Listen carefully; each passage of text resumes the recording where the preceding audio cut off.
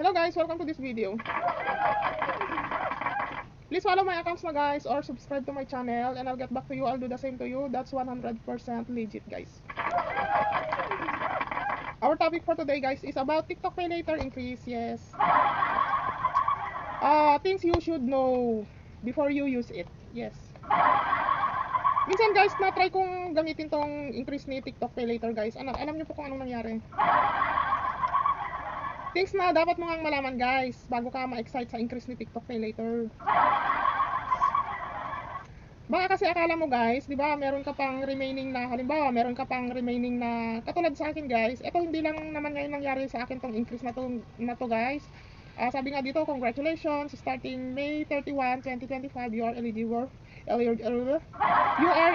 for a new credit limit. You can now enjoy extra purchasing power with Pay Later. So, yung aking remaining balance nga sa TikTok Pay Later guys is na-increasean ng 1,700. Yes. So, meron na dahil some of this credit limit guys is hindi ko pa bayad. So, meron pa with the 1,700 na increase guys, meron ako ngayong total na 7,000 plus.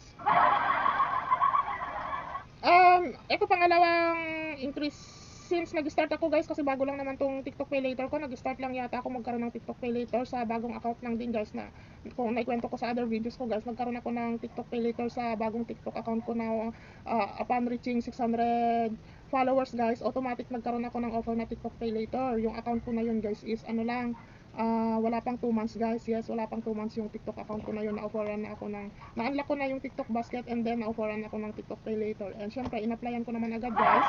And approve amount ko guys is 4,500 yung approve amount ko. And then kada bayad ko nga is nag-i-increase siya, 'di ba?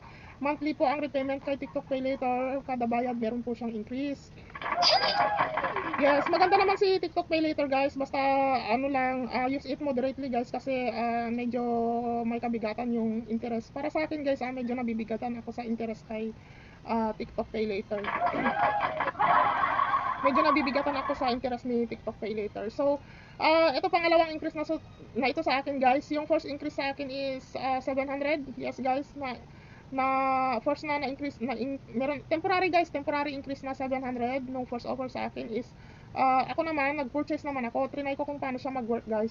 Nag-purchase ako ng worth 800 plus guys. Pero meron po akong meron akong remaining balance sa TikTok na siguro mga 3,000 yun. 3,000 or 4,000. Nag-purchase lang ako guys ng ng 800 plus sa TikTok Shop. So, may temporary increase limit na 700, di ba? And akala ko naman sa pagpo-purchase ko ng 800 plus, ang magagamit ko doon is yung 700 na increase limit. Hindi pala guys. No, di ba may expiration yung increase limit na yan, katulad nito. Expiry date, etong increase na 1,700 guys is ang expiry date niya is June 8. Halimbawa, ngayon meron akong available na 7,000 plus guys. Halimbawa, magpo-purchase ako ng worth 2,000 pesos. Sa June 8 guys, mag-expire na yung increase limit na yan. Sa ginamit kong 2,000 pesos guys, hindi yung increase limit doon guys ang lilitaw na gamit mo, kung hindi yung remaining balance mo sa TikTok Pay Later yun. Nagets nyo guys?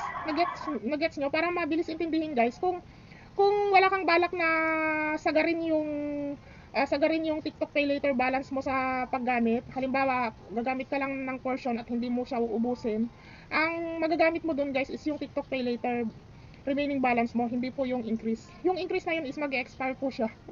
And then yung ginamit mo, halimbawa gagamit ako ng 2,000 pesos, ang increase is 1,700. Yung 2,000 pesos na yun guys, dahil may remaining balance pa, meron akong TikTok Pay Later as of now na 7,000 including the 1,700 guys. Di guys, halimbawa tanggalin natin yung 1,700 na increase, di meron akong remaining guys na ng 6,000 guys, 6,000 plus. Gagamit ako ngayon ng 2,000 pesos guys. Madedebit yun guys sa TikTok Pay Later remaining balance ko, hindi sa increase. Kung gusto mo talagang mapakinabangan yung increase na yan guys, dapat ubusin mo guys, ubusin mo yung TikTok Pay Later balance mo kung gusto mong mapakinabangan yung increase na yan. Yun ganun siya guys, ganun siya. Kasi kung hahabulin mo lang naman is para mapakinabangan mo yung increase guys, tapos meron kang TikTok Pay Later balance na halimbawa 5,000, tapos gusto paulit-ulit yung kwento ko guys, di ba? Para malinaw, yun nga, para malinaw guys, halimbawa may TikTok Pay Later balance ng 5,000, tapos na-increasean ka ng ganyan, 2,000, halimbawa guys, tapos magpo-purchase ka ngayon ng worth 3,000, kasi akala mo magagamit mo yung increase na yan, tapos may matitira pa sa'yo, di ba? Hindi ganun ang mangyayari guys, ang mangyayari niyan, mag-e-expire yung increase limit na temporary na binigay sa'yo, tapos yung pinurchase mo, dun siya mababawas sa TikTok Pay Later balance mo. Yun lang naman yun guys. Sana na-gets nyo guys, yun lang yun. Things you should know before you use the temporary increase limit of TikTok Pay Later guys. Kung gusto mong mapakinabangan siya, kailangan mong ubusin yung TikTok Pay Later balance mo guys. Kailangan mo siyang ubusin. Kasi kung hindi mo siya uubusin, hindi mo magagamit na, hindi mo 100% magagamit yung increase sa'yo. Kasi sa pagdating ng araw na ma-expire yung increase limit na temporary, doon siya mababawas sa inulit-ulit ko na guys, di ba? Doon siya mababawas sa TikTok Pay Later balance mo. That's it guys. Yun lang naman.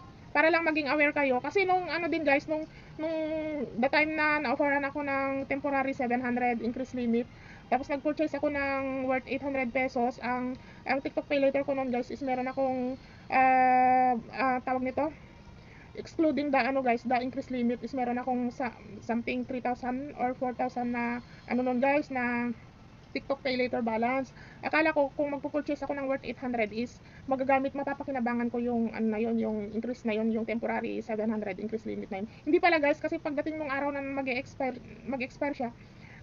siya, tapos yung 800 na yun, dun siya nabawas sa ano ko guys, dun siya nabawas sa TikTok Pay Later balance ko. Bale, hindi ko rin napakinabangan yung 700 temporary increase limit na yun. Yun lang yun guys, kasi di ba pag magpo-purchase ka, gusto mo pang magtira kasi may sa susunod na linggo may balak ka pang bilhin, ayaw mo lang isabay kasi 'di ba inaano rin natin yung pagbabayad, 'di ba? Syempre iniisip din natin ina-adjust din natin yung pagbabayad kung makakaya ba natin, 'di ba? May ganong scenario, 'di ba? So, 'yun lang naman.